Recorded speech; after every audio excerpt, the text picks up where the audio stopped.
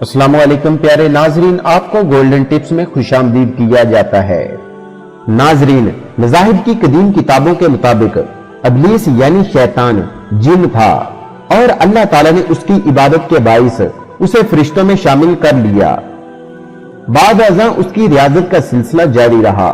इस कायनात का कोई ऐसा चप्पा, कोई ऐसा टुकड़ा नहीं था जिस पर इब्लीस ने सजदा ना किया हो। ये उन सजदों, उन रियाजतों और उन इबादतों का नतीजा था कि अल्लाह ताला ने इब्लीस को फरिश्तों का सरदार बना दिया। लेकिन फिर शैतान गुरूर का शिकार हो गया और उसने मट्टी के पुतले यानी हजरत सैयदना आदम अलैहिस्सलाम को सिजदा करने से इनकार कर दिया और यहां से खैर और शर की ताकतों के दरमियान जंग का आगाज हुआ। कदीम सहाइफ में लिखा है कि जब शैतान को हजरत आदम अलैहिस्सलाम को सिजदा करने का हुक्म दिया गया तो उसने हजरत आदम अलैहिस्सलाम पर हकारत से थूक दिया। शैतान का थूक हजरत आदम अलैहिस्सलाम के पेट पर गिरा था।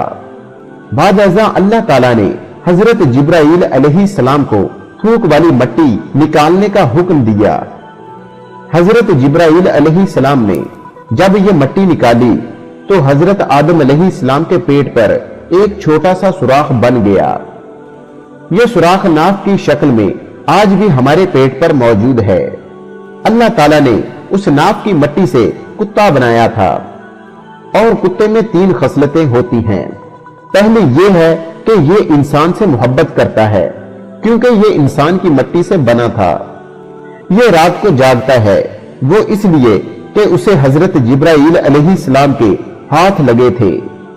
और ये इंसान पर भौंकता है, वो इसलिए कि कुत्ते में शैतान का थूक शामिल है।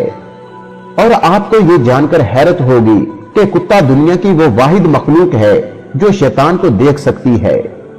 शायद यही वजह है कि रात के अंधेरे में जब शैतानों के काफले कुत्ते देखते हैं तो वो खौफनाक आवाजें निकालते हैं। इस वीडियो के बारे में अपनी कीमती राय बजरिया कमेंट जरूर दीजिए। अगर वीडियो पसंद आए तो लाइक कीजिए और अपने दोस्तों से शेयर कीजिए क्योंकि अच्छी बात को शेयर करना भी सदका जारिया है। ये वीडियो देखने का बहुत शुक्रिया। मिलते हैं किसी अच्छे वाकया के साथ, तब तक के लिए अल्लाह हाफिज।